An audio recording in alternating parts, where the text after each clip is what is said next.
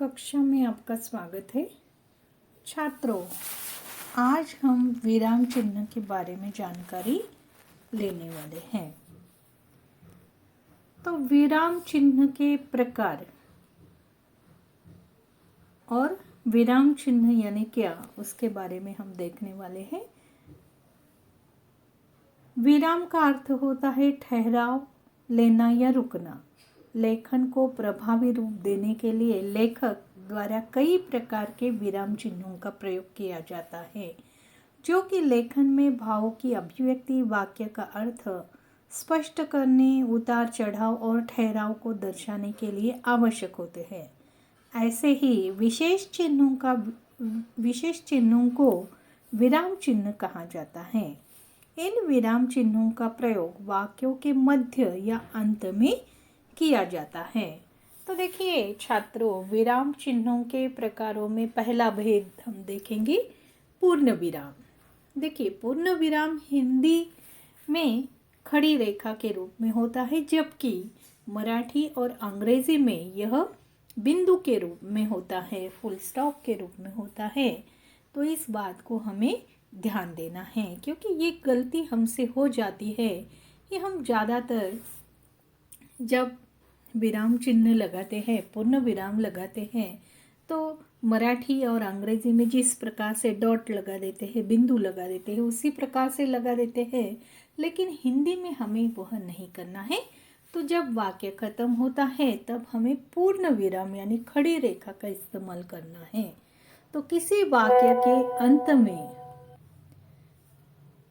पूर्ण विराम चिन्ह लगाने का अर्थ होता है कि वह वाक्य खत्म हो गया है। पूर्ण विराम का प्रयोग प्रश्नसूचक या विस्मयादिबोधक सूचक वाक्यों को छोड़कर बाकी सभी प्रकार के वाक्यों के अंत में किया जाता है। तो इस बात को हमें याद रखना है। जैसे देखिए, यहाँ पर उदाहरण दिए गए हैं। शाम ने खाना खा लिया है। यहाँ पर वाक्य खत्म हुआ तो पूर्ण विराम लगाया गया है। दूसरा वाक्य है उदाहरण, वह कल आएगा। वाक्य खत्म हो जाने के बाद पूर्ण विराम लगाया गया है। तो हमें ये याद रखना है, प्रश्न सूचक और विस्मयादिबोधक सूचक वाक्यों को छोड़कर बाकी सभी प्रकार के वाक्यों के अंत में इस चिन्ह का प्रयोग किया जाता है। अर्धविराम, जब किसी वाक्य को कहते हुए बीच में हल्का सा विराम लेना हो पर वाक्य को खत्म न किया जाए, तो वहाँ पर अर्धविराम जो है वो इस चिन्ह का प्रयोग किया जाता है। या कहा जाए कि जहाँ पूर्ण विराम की अपेक्षा कल विराम लेना हो और अल्प विराम की अपेक्षा ज़्यादा विराम यानी ज़्यादा रुकना हो, वहाँ अर्ध विराम का प्रयोग करते हैं। जैसे राम तो अच्छा लड़का है, किंतु यहाँ पर देखिए हम थोड़ा ज़्यादा रुकते हैं, यानी कॉमा की बजाय अल्प विराम में से थोड़ा ज़्यादा रुकते हैं और पूर्ण विराम से थोड़ा कम रुकते हैं। तो राम तो अच्छा लड़का है, किंतु उसकी संगत कुछ ठीक नहीं है। तो इस प्रकार से जब हमें थोड़ा ज़्यादा रुकना है तो इस चिन्ह का प्रयोग किया जाता है। जिसे मैंने अपना दोस्त समझा वही आस्तीन का सांप निकला। तो इस प्रकार से यहाँ पर भी अर्धविराम का इस्तेमाल किया गया है। अब देखिए अल्प विराम, जहाँ थोड़ी सी देर रुकना पड़े वहाँ अल्प विराम का प्रयोग किया जाता है, अर्थात एक से अधिक वस्तुओं को दर्शाने के लिए अल्प विराम चिन्ह लगाया जाता है। जैसे राम, सीता, लक्ष्मण और हनुमान, ये सभी भगवान के रूप में पूजे जाते हैं। मैंने भारत में पहाड़, झरने, नदी, खेत, इमारत आदि चीज़ें देखी।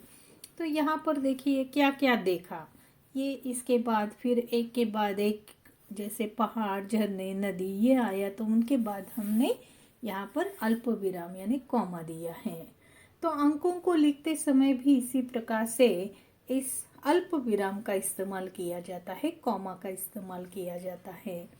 हाँ और नहीं के बाद भी नहीं, यह काम नहीं हो पाएगा, तो ये चिन्ह लगाया गया है। एक ही प्रकार के शब्दों के प्रयोग या एक ही प्रकार के वाक्यांश की पुनरावृत्ति यानी रिपीटेशन होने पर भी, जैसे भाग भाग शेर आया, तो ये चिन्ह लगाया गया।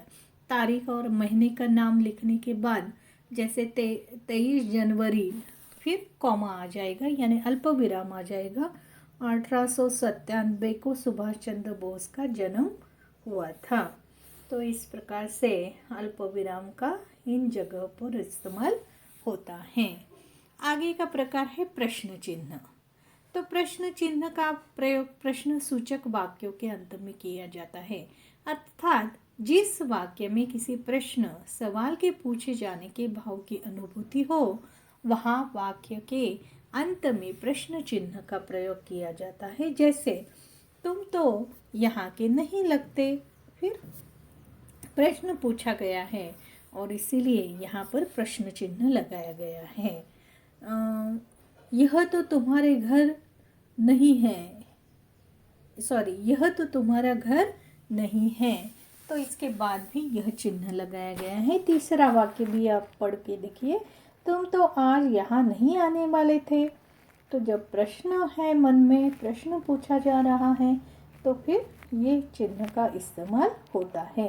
प्रायः प्रश्न सूचक शब्द जैसे क्या, कहाँ, क्यों, कब, कैसे, किस लिए आदि का प्रयोग जिन वाक्यों में होता है, वहाँ वाक्य के अंत में प्रश्न चिन्ह का प्रयोग किया जाता है। जैसे तुम्हारा नाम क्या है, तुम कहाँ जा रहे हो, तुम यहाँ क्यों आए हो, तुम्हारा यहाँ कैसे आना हुआ, तुम दिल्ली से कब आए। इस प्रकार के सवाल जब पूछे गए जाते हैं, तब यह प्रश्न चिन्ह लगाया जाता है।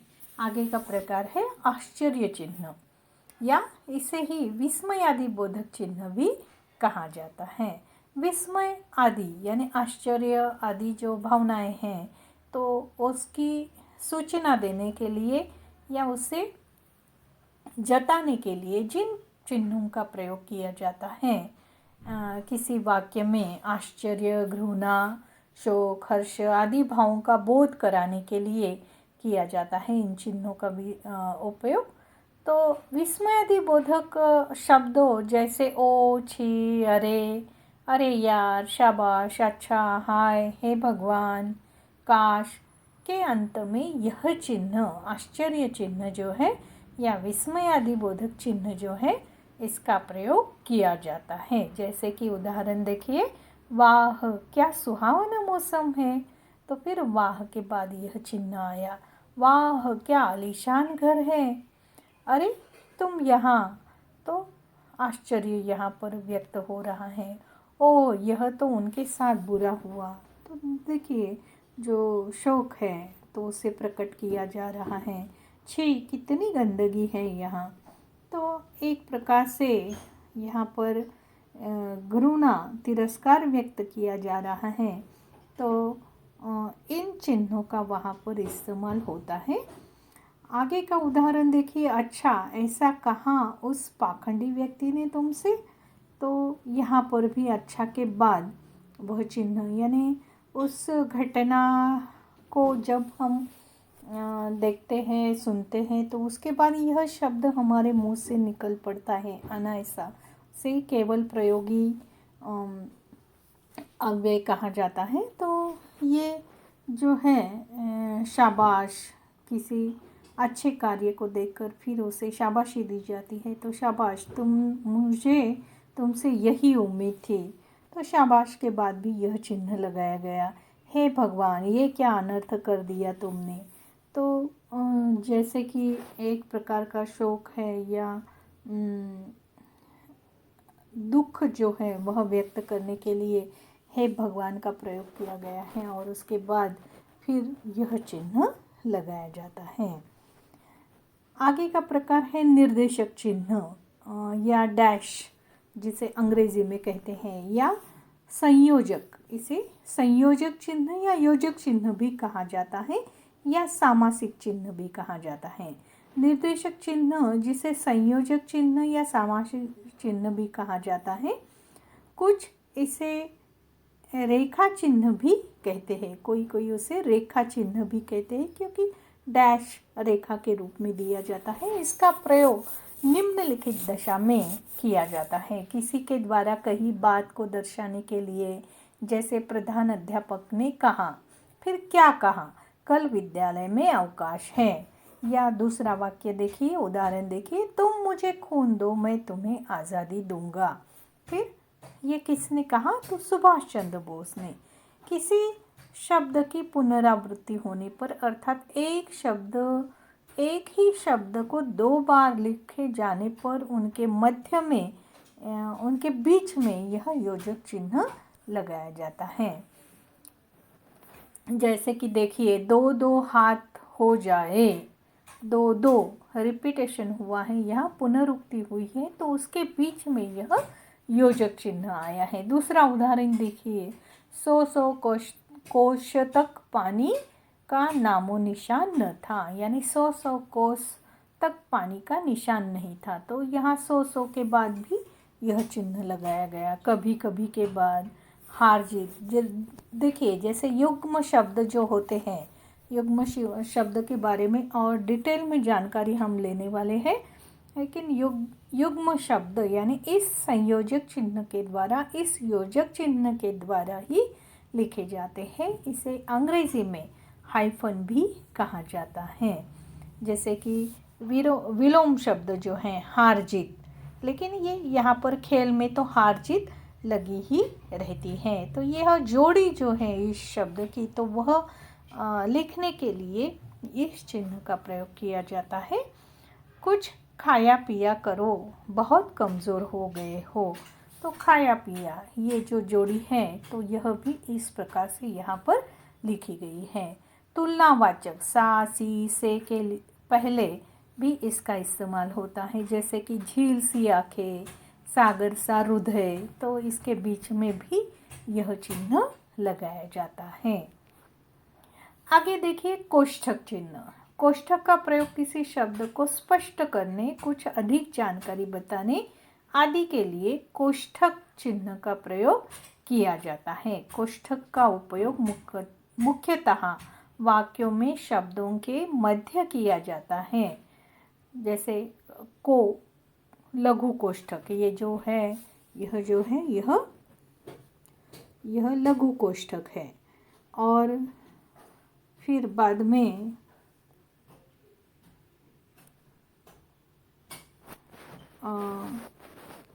मझला कोष्ठक, बाद में जो है वह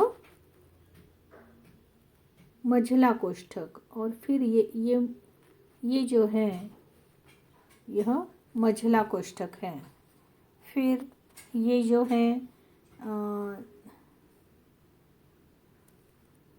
ये दीर्घ कोष्ठक है। ये तो हिंदी साहित्य लेखन में लघु कोष्ठक का ही ज़्यादातर प्रयोग किया जाता है। इनका हमेशा जोड़ी में ही इसका इस्तेमाल होता है। जैसे दशहरे के अवसर पर दशानन को और क्या कहा जाता है, रावण भी कहा जाता है, और रावण के पुतले का दहन किया जाता है। इस प्रकार से यह लिखा जाएगा। राजेंद्र प्रसाद भारत के प्रथम राष्ट्रपति का जन्म 3 दिसंबर 1984 को हुआ था। अवतरण चिन्ह आगे का प्रकार है अवतरण चिन्ह, वह हम बाद में देखेंगे।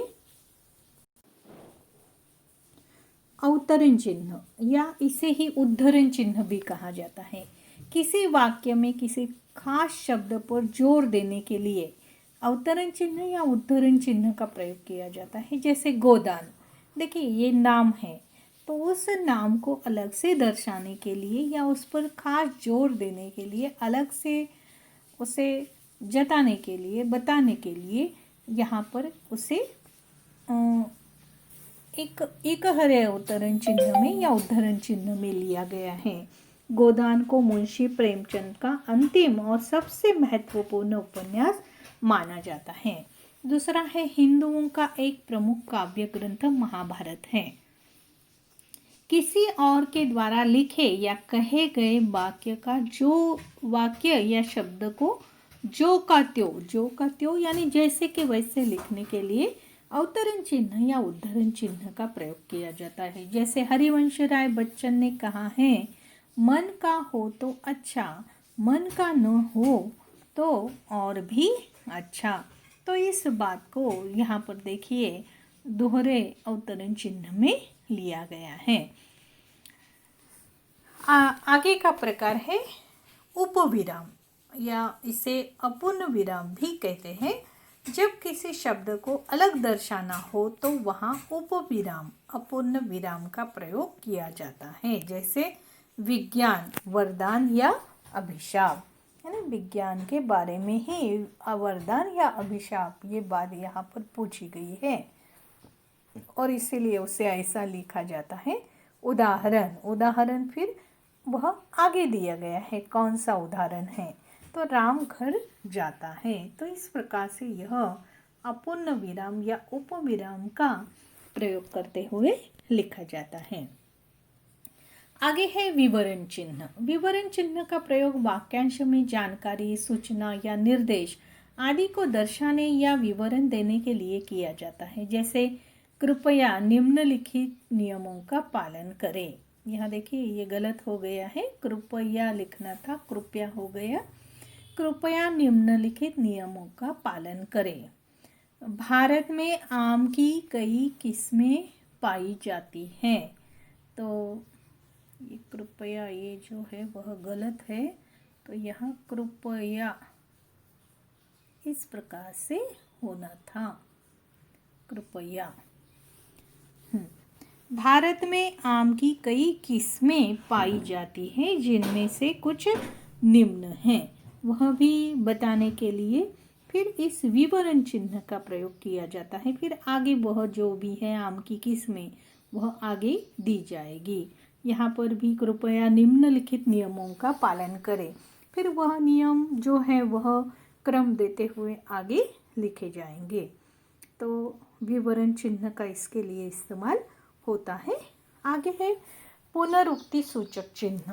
अब पुनरुक्ति सूचक चिन्ह यानी ऊपर लिखे किसी वाक्य या वाक्य के अंश को दोबारा लिखने का श्रम बचाने के लिए इसका इस्तेमाल करते हैं। जैसे कि देखिए यहाँ पर दानकर्ता का नाम लिखा गया है, राम, श्याम, प्रकाश, आकाश। फिर उन्होंने क्या क्या दान किए, कितनी राशि यानी कितने पैसे दिए, तो 100 रुपये राम ने दिए। फिर श्याम ने भी 100 रुपये दिए, तो उसे रिपीट न लिखते हुए, 100 रुपये रिपीट न लिखते हुए यहाँ पर इस पुनरुक्ति सूचक चिन्ह का उपयोग किया गया, यानी इसी को ही यहाँ पर समझना है, 100 रुपये ही वहाँ पर समझना है। बाकी देखिए आगे फिर प्रकाश ने भी 100 रुपये दान किए, तो फिर इस चिन्ह का इस्तेमाल किया। अब आकाश ने 50 रुपये दान किए हैं, तो यहाँ पर इस चिन्ह का इस्तेमाल नहीं किया, क्योंकि 100 से 50 जो है वह अलग रकम है, तो फिर उसे अलग से यहाँ पर फिर लिख दिया। आगे देखिए लाघव चिन्ह। लाघव किसी शब्द का संक्षिप्त रूप, शॉर्टकट जब लिखना हो तो फिर इस लाघव चिन्ह का प्रयोग किया जाता है। जैसे डॉक्टर को डॉ करके फिर यहाँ पर ये लाघव चिन्ह लिखा जाता है शॉर्टकट के रूप में।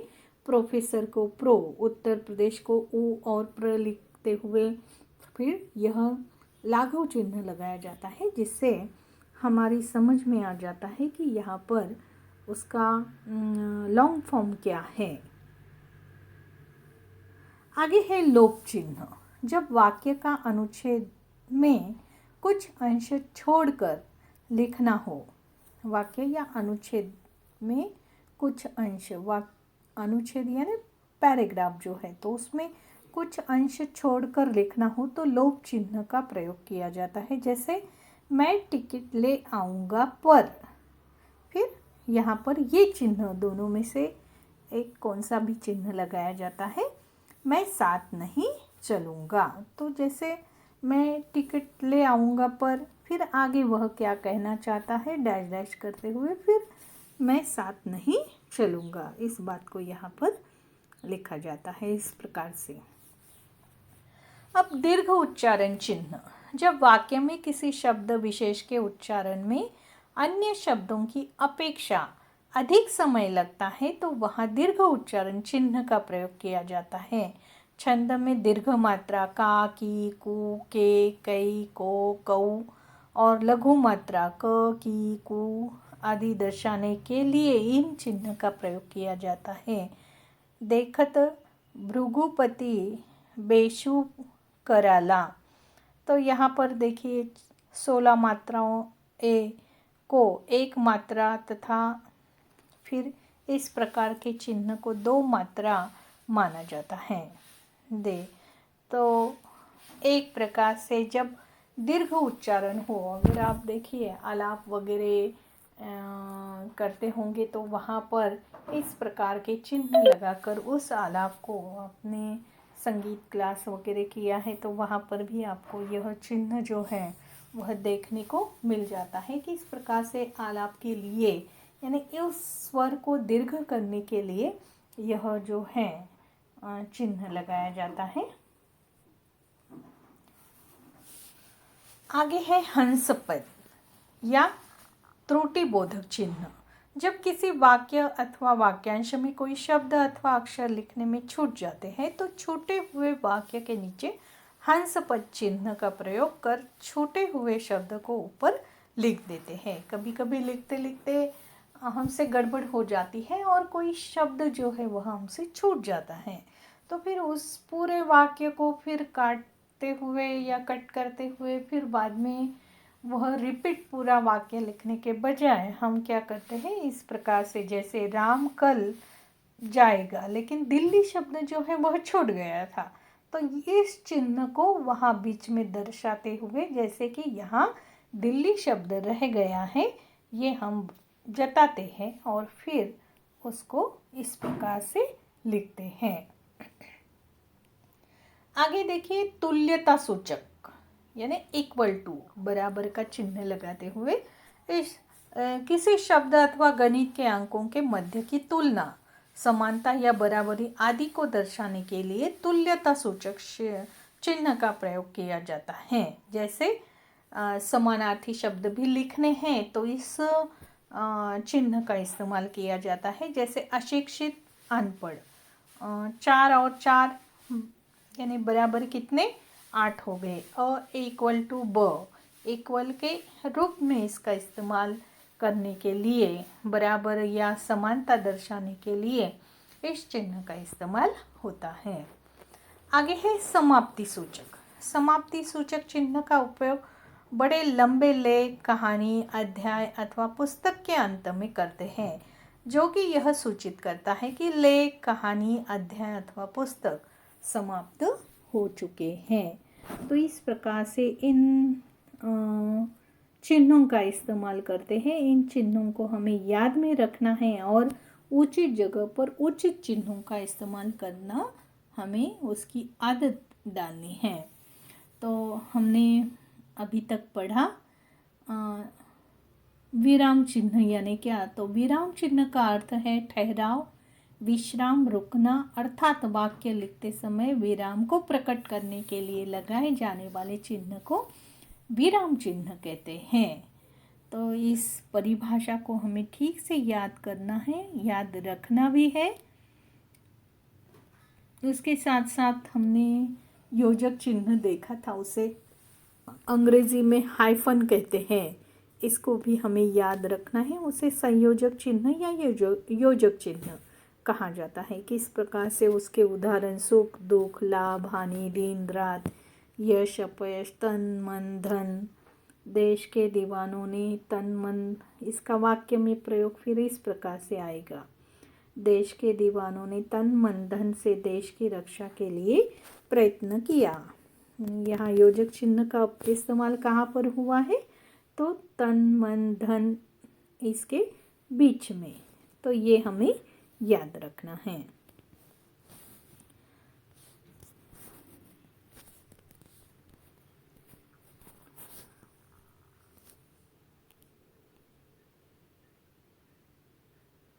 उसके बाद देखिए आपको आपके पाठ्य पुस्तक में, हिंदी पाठ्य पुस्तक में पेज नंबर पृष्ठ क्रमांक 18 पर संभाल दिया गया है भाषा बिंदु। नीचे दिए गए चिन्हों के सामने उनके नाम लिखिए तथा वाक्यों में उचित विराम चिन्ह लगाइए। तो यहाँ देखिए ये विराम चिन्ह दिए गए हैं। इन विराम चिन्हों के नाम जो है वह आपको यहाँ पर इस रिक्त स्थान में उसके सामने उसका नाम लिखना है। जैसे कि पहला है फिर योजक चिन्ह, तो योजक चिन्ह का नाम लिखना है। फिर आगे है लाघव चिन्ह। तो इस प्रकार से आपको उन चिन्हों को देखना है और उनके नाम उनके आगे लिखने हैं। और फिर यहाँ पर आपको वाक्य दिए गए हैं, उन वाक्यों में आपको इनमें से उचित जो है उसका इस्तेमाल यहाँ पर आपको करना है। और इस प्रकार से इसको आपको पूरा करना है। ये आपके लिए स्वाध्याय है आज का विराम चिन्ह पर। तो उसे कंप्लीट करके व्हाट्सएप पर आपको भेज देना है। ठीक है, आगे हम बाद में देखेंगे।